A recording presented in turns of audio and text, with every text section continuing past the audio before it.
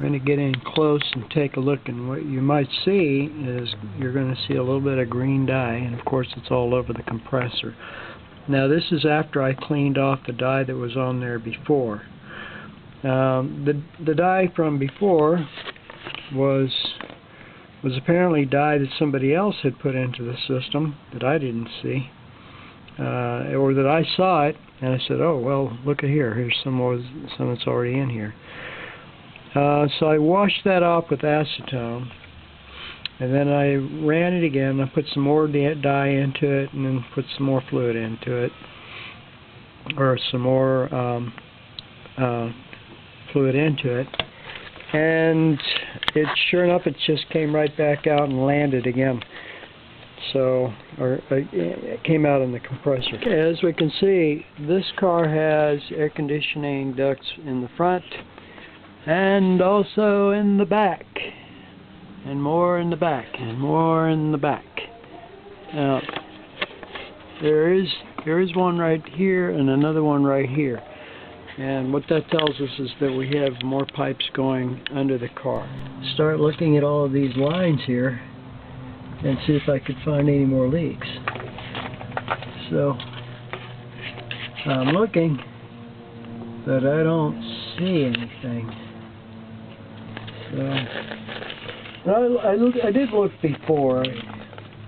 I did look before to see if there were any leaks under here, and I didn't see any. Alright, so this piece right here is one of the parts that is not supplied with the new compressor, so you have to reuse this. Now, I guess you have an option. You can just you know, don't worry about these things right here as long as it's not leaking.